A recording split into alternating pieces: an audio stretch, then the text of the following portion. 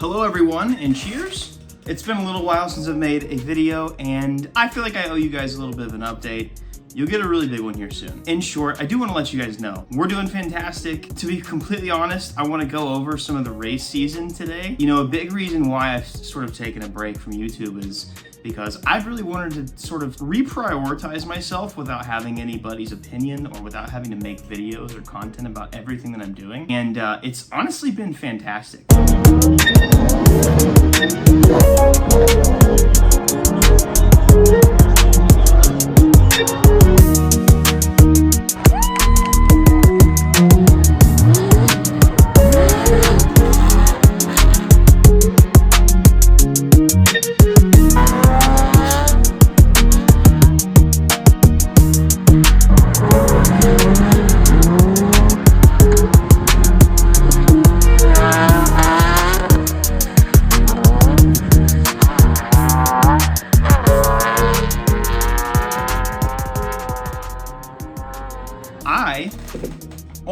And I still do have a chance to get it. I have petitioned to be in Pro Spec next year, but I'm gonna be doing Winter Jam, so I do have one more chance to get my license, but I almost got my Formula Drift license.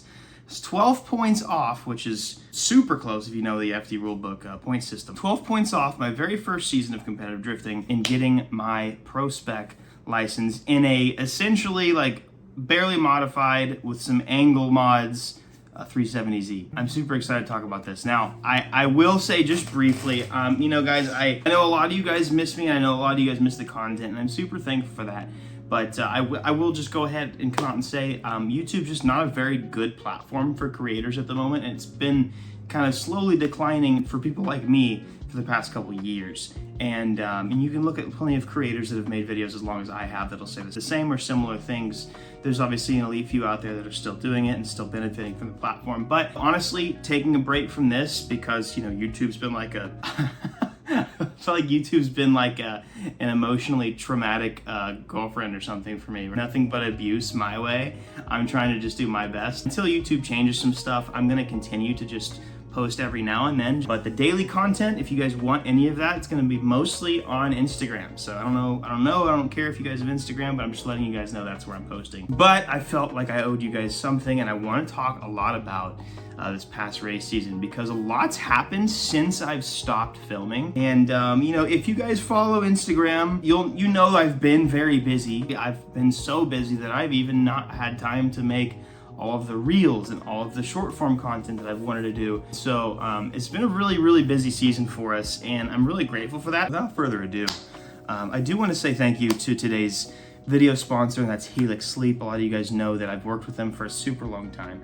To be honest, they're one of the main reasons why I'm still making YouTube videos. They make super, super comfortable mattresses and a bunch of sleep goodies. So even pillows, blankets. We've personally slept on the Moonlight Luxe that they offer for almost 5 years now, I think. Never changed it because we've absolutely loved it. The cool thing about them is they offer an online quiz for you to where they prioritize your sleep needs because we're all different when we sleep. Some of us are back sleepers, stomach sleepers, side sleepers. Some of us are just wild. And we all need different types of beds, and so they can provide that for you. Now, the cool thing about them is order the mattress online. It gets shipped to your door free of charge, and it comes to your doorstep in a little box. Don't know how they do it still. I worked with them for a long time, and I still have no freaking clue how they compact it, but they do. You open it up, the mattress inflates somehow. And we've been using their mattresses not only for us, but for our children as well. And we've seriously loved it. They've got a promotion for you guys. It's right here on the screen. If you guys go to helixsleep.com/EvanShanks, you guys can save 20% off this month, and that is huge. It saves you a ton of money. They've also got flexible financing options, a 10-year warranty,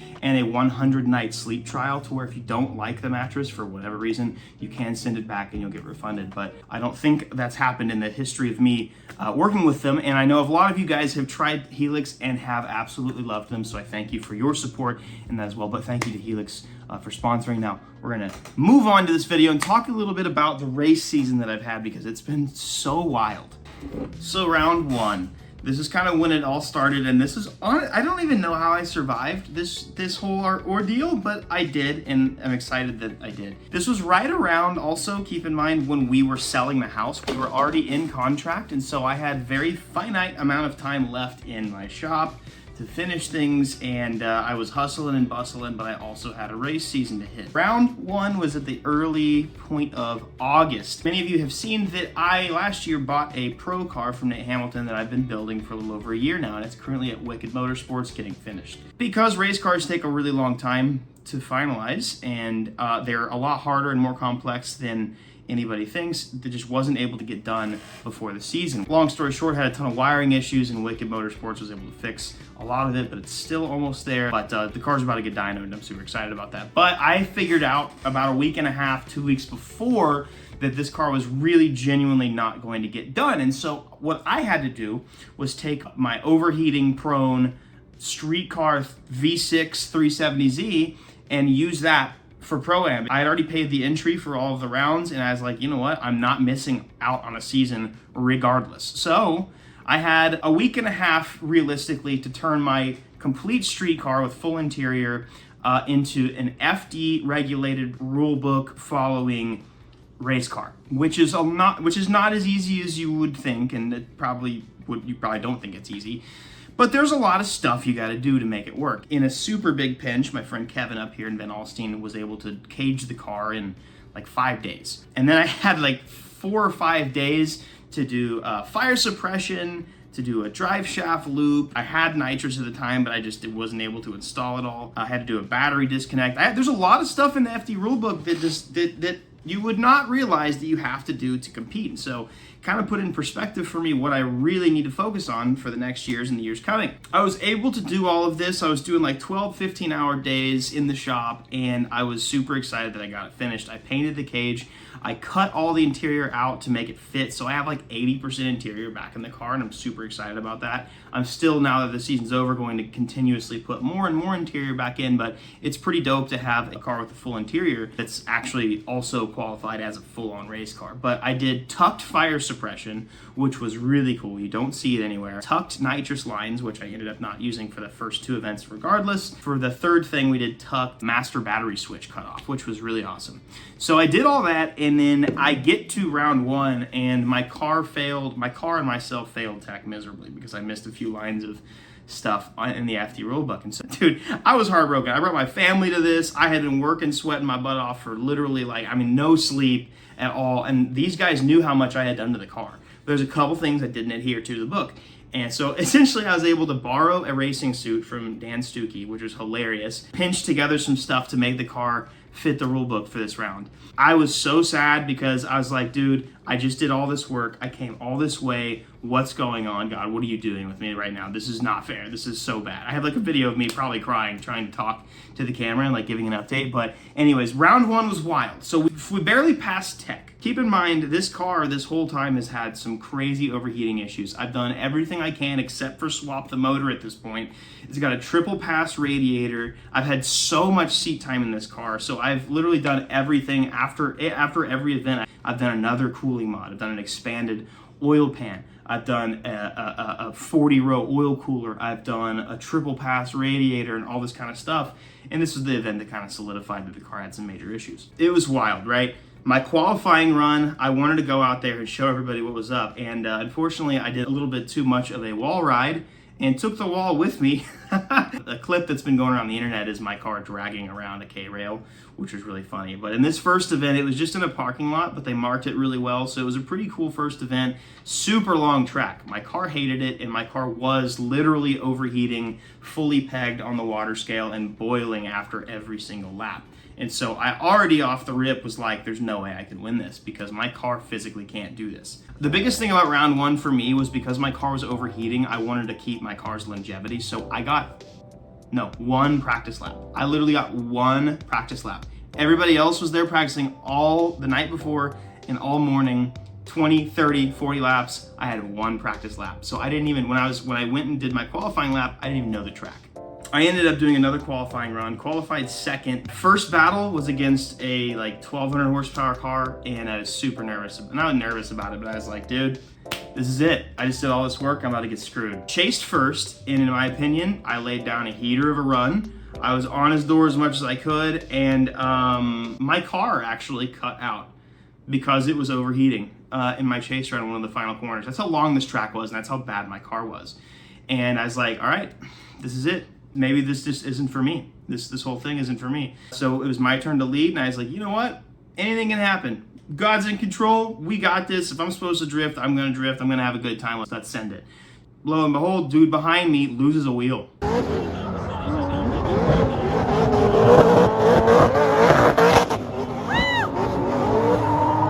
I advance on. Crazy to me, right? Next battle, ended up winning after a one more time. The car was bogging the entire time. Super excited about that. It was a really close battle with me and Braden. Third battle was against Ferris. We had another one more time. My car cut out twice, and both of these like physically shut all the way off. And both times it did that, he also either his car died or he went off and like he zeroed his run. And so we had a bunch of one more times there. And then I finally get into the top two, and it's me and then Shelly Hansen, which is the wife of Rudy Hansen, pro driver. And so she's been trying to get her license. She ended up getting it this year, and I'm stoked for her because she is a fantastic driver. But to be honest, should have won round one. But my car was overheating, and it cut out in one of the power alleys and caused my car to straighten. And then I had to, somehow the car kicked back on. I was able to downshift, clutch, kick it back into gear. And I did finish, got second, super stoked about that because again, I barely passed tech, should not have even finished my first run, should not have even qualified really, and I had a bunch of problems. But then as soon as that was over, we did some celebrations. It was immediately back home and it was to packing. So I had no time between round 1 and 2 to work on the car whatsoever. Hired some friends of mine to engine swap a Q50 motor that I got from Sac City Auto Parts. We figured out that the old engine that I had in the car was overheating drastically, obviously, and it had a head gasket. It had head gasket issues. And so I was like, all right, Sac City, give me like I was like a 40,000 mile Q50 V6. So it was a good motor. And my boys came over and they swapped it literally 2 days before we had to move. The engine swap was done. And so literally the next couple weeks, I was just moving. It was a logistical nightmare. Once I finally got settled into the house, we moved out of the old house. I was dead, literally dead for a week. I couldn't do anything. Lo and behold, guess what? Competition round 2 is in like 4 or 5 days. Haven't even shaken down the car yet. Haven't tested the new motor. Haven't even seen if they have, let's say, tightened down all the lines and if power steering is working, all this kind of stuff. So didn't also have tires. So entire round 2, I used scrubs, which was crazy. Still podiumed though, which was awesome. So all 3 rounds I did podium, which was amazing. So I make it to no coast. I drive about 10-15 laps. My clutch secondary cylinder goes kaput, and my master cylinder, both completely SHIT the bed. They're dead. And so I come back, I now have no tires left. I have a week left, so I had all-wheel drive tuning, do the whole clutch ordeal and swap a bunch of stuff. And literally I picked the car up the night before comp, and I go up, no testing at all. I believe them, the car was running. So my only testing was to do a couple practice laps. Now, because I was on scrubs, I couldn't do practice laps. So similar to round 1, I had no practice again. Like all these rounds, I had no practice because my car kept braking on me and I did not know what I was gonna be able to do. Now this round is more because I had very finite amount of tires. Thankfully, it was a pretty small track this time around, so I wasn't super worried about blowing them all in comp, but I did need to sacrifice some practice time to save my tires. And so because of that, wasn't super ready for it. But what I've learned, and especially in my time on my sim, is just to kind of adapt and overcome. You just got to read the guy that's in front of you better than he can read you when he's behind you. And, you know, as long as you're really good at pointing out zones with your brain, you can do a great job. I threw down a really good qualifying run, and then my first battle, I won. Second battle, I won. And then it was on to Jerry Drifts, who has a NASCAR V8 FRS BRZ, and the dude's an absolute shredder. And I did lose to him, and I have no qualms with that because how epic is it to lose and get close? Like, I'll show you guys the run right here. I had Ant, one of my boys, he was there with me every round. I literally told him, I was like, dude, I need like an inch of toe in for this round because I had no tire left. I put on my brand new scrubs, like the ones that had the most tread left, put it at 12 PSI, almost an inch of toe in if I had to guess. And I said, dude, just go. We need to go. I just need to keep up with him. And so my lead run was fire. He was on my door the entire time because 900 horsepower, super dialed car, and he's a great driver. And my chase run, I could not keep up with him. Like, I physically, the car could not have done any more than it did. And which is really, honestly, which has been a great issue for me to have. So up to this point, I wasn't losing because I was a bad driver. It was literally my car limiting me. And so that was a frustrating thing, but also I would rather be driving the car too good than not driving the car hard enough. And, you know, being able to put the blame on the car in a legitimate sense is cool in a motorsports way, because, like, you know, if you suck, there's no excuse for it. But, like, my car's been limiting me, and it was great that like this thing that was there. But ended up getting third that round, podiumed again, but the points were looking great. That put me in a tie for first in points. And so pressure's on. Car still does not run right. It was still sort of overheating. I ended up doing, I think, a fan swap. This final round was at Hallett, which was my first ever track day, if you guys remember, with my STI. So that was kind of a cool throwback. But I was drifting on it this time. But it's a very high-speed track. Like, the entry, we're going 70, 80 miles an hour over a blind hill, and you need horsepower. And there was no way my car in its current setting could have made the track without a whole new setup. And so we worked with Nitrous Supply and JC Motorworks, and we got for the first round, I wanted to do a higher shot, but I didn't have enough time to test it. But all-wheel drive tuning, they installed most of the kit. They had the car for about 2 weeks. They retuned it on ethanol, so we got Deechworks injectors and fuel pumps, and the car made like 30 more horsepower just on ethanol, which was great. And then on a 50 shot, we're gonna say it's about 50 more horsepower or so when it's working. The car had a ton of issues, literally, but this was 4 days before round 3, the final round of the season. And the car was having a ton of issues. I couldn't load it onto the trailer for my test day because I also was testing new tires before the third event, because I didn't like the first round. I ran 300 treadwear Vitours, and they were really fantastic, but they all disintegrated on me after one. Literally, like, you'd heat cycle them and they just completely blow apart. And I would literally only be able to use them for like a round or for a battle or battle and a half before I had no tire left. It was very frustrating. Second round, I used Accelera scrubs. Acceleras are consistent, but I don't like they don't have as good a side bite as I want, and they're not necessarily the most competitive tire out there. So I wanted to try Zek Nova. And I've always run 285s. Let me tell you, Zek Nova's insanely grippy. I royally messed up. And so I wasn't able to test a new tire, wasn't even able to test if nitrous even worked until the night before on a street pull, and it barely worked. My people that fill up nitrous gave me my bottles back the night before, and they said that they could only fill them up 8 pounds instead of 15. So there was a lot working against us literally this entire season, and so I'll try and be short and concise with this. I get out to the track. The car is way over gripped, and I'm super annoyed about it. I'm not able to use the side bite of these really good Zek Novas because I'm having to, I think I aired them up to 70 PSI just to be able to spin them even on nitrous when it was working. I could not link the track with nitrous off. I did actually complete the track a couple times, but literally it was like, if I'm not within an inch of this and an inch of this and an inch of going off track, there's no hope for it. So it was possible, but it wasn't pretty.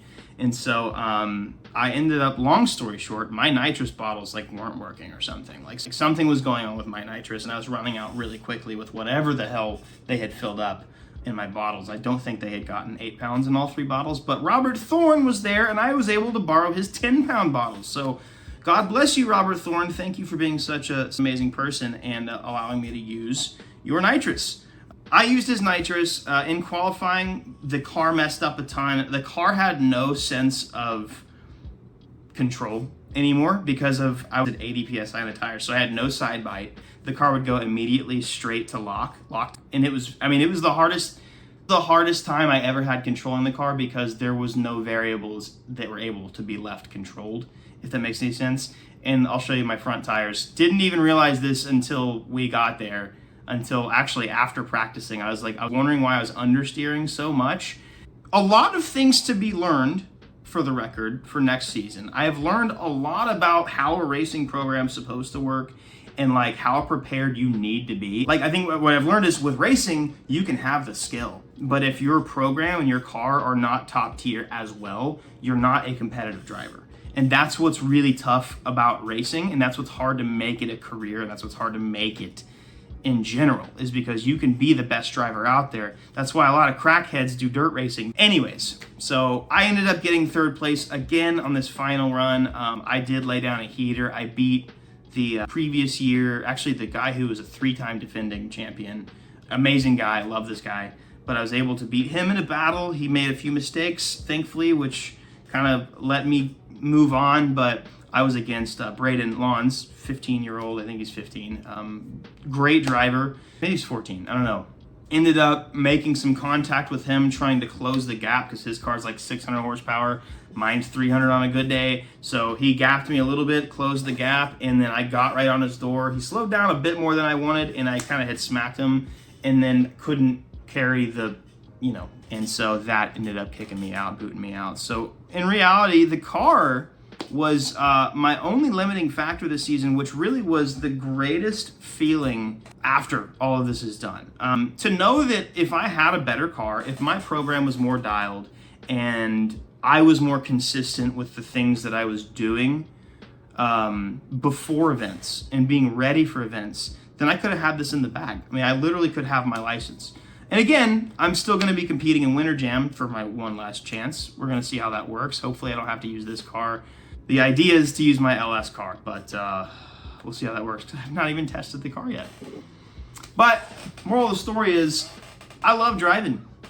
And honestly, I did really good this year. I have a lot of people in Formula Drift that are actually vouching for me to be in. If I do end up making it to FDE this year, I either have my own car that I'm building with Wicked, or I might do an arrive and drive program. So if I do end up getting in, I will have a program, excuse me, that work for me. That's not a stock 370Z. So it's crazy. It was a wild season, and I left a lot of details out, but I gotta be honest with you guys. One of the things I loved most about all this, and I don't want this to hurt you guys' feelings much, but one of my favorite things about all this was I was able to do all this without the pressure of filming. Not even the pressure of filming, not even the pressure of making content, but more along the lines of nobody said anything. I was able to freely drive, and I was able to work my way up a podium that I had little to no chance in actually competing in. I was able to do all that without the negativity and the drawbacks of social media presence. Like, I didn't have a ton of runs of, POV. I didn't have my GoPro on the entire time. And without the criticism of other people telling me what I am and I'm not doing, like, that is literally what helped me continue throughout the season. The only thing I know, I was 16 or 17 years old when I started doing YouTube. So literally the only thing I know is criticism, and I'm a lot better over the years of accepting it and stuff, but there's a lot of times in life where you just don't want to hear it, period. And it's been amazing not having it at all. And so being able to figure this out sort of on my own, taking baby steps, and not having people in my ear telling me that I'm doing something wrong or right was honestly exactly what I needed. And it was fantastic for that reason. And that's one of the reasons why, again, I wanted to take a simple, just short break from YouTube, was just more along the lines of, give me some freedom. I need some headspace. And it's been one of the best things I could have ever done for not only myself, but for my family. Like, my relationship with my daughters is way better than it has ever been. My relationship with my wife is better than it has ever been. My relationship with cars is now better than it has ever been because I eliminated the only negative factor of all of the life stuff for at least a short amount of time. Again, I do want to tell you all that I'm not done with YouTube. We watched, my wife had like a makeup artist that was super popular, millions and millions of subscribers. We watched a video of her probably 6, 7, 8 months ago. I don't know how long ago it was now, but she had said really well, I'm not breaking up with YouTube, but YouTube has broken up with me. YouTube is the insane other partner that has not been fair. And it's like, that's what I needed. I needed to take a step away. It's not even you guys. it's not, I think one of the biggest problems with the platform, and I'm not going to get out here and preach about anything, but it's not necessarily up to the viewer whether the creator does well or not, whether the creator does well or not. It never really has been. It's quite literally, who do they choose to put on the For You page and get traffic to? And that's literally been it. So if you're the chosen stepchild, then your channel compounds, and then it goes on for forever. And I was that for a little bit until I took a step back, and that was my fault, and that was totally fine. But figuring myself out is something I needed way more than success online. But yeah, I'm not necessarily like stepping away, stepping down, or quitting. It's more of like, when YouTube is a viable platform that doesn't treat its creators like absolute trash, then I'll come back and I'll start making videos again. Because yeah, I do miss it, but I also don't miss slaving my time away for little to no return. Investing myself and my time for the most stressful, most disrespectful platform I've ever worked with. Yeah, I have really thoroughly enjoyed the break that I have needed, and I'm here to also tell you that I'm not gone for forever. I would love to come back with YouTube if it ends up getting better, but if it doesn't, then I'll find somewhere else. But right now, I'm currently still just figuring myself out. And guys, my advice to you guys, I'm 30 years old, and I'm finally taking some time out of my life to take time. I think a lot of us need to just stop for a minute and realize that we do not need to meet our goals by the time we are 20 or 25 or even 30. We don't need to retire by the time we're 40, because what happens after that? You have 40 more years of doing absolutely nothing with your life. Take your time. Take it from me. Life goes on whether or not you have a successful day or not. You will be here tomorrow. The birds do not question whether or not there will be another worm tomorrow or not. No, they're taken care of. The lilies are clothed beautifully even though they don't know what the hell's going to happen tomorrow. How much more are you not cared for by our loving God? Don't worry about what is going on tomorrow, and stop rushing. This has been my biggest thing. I have, for the first time in my life, at 30 years old, not been in a rush. And it has put in perspective for me how much and how sad it is for how rushed others are with everything, and they don't even realize it. I encourage you guys to just take your time today. You still got tomorrow, you got next year, and life's not over. If the thing that you wanted this year to happen, it's not over if it didn't happen. For me, a couple months ago, I thought if I don't get into FD next year, I'm not even going to try anymore. And then I realized how stupid that sounded. Because what does that mean? I got my whole life, and I'm worried about one more season of Pro-Am if I have to. We get in this mindset of, I'm 30 years old. I got to get it done now or it's never going to happen. Or regardless, I got to get it done now or I'm never going to have the chance to again. Yes, you will. But the more you think that you won't, the worse it's going to be for you. So get out of that mentality and start thinking straight.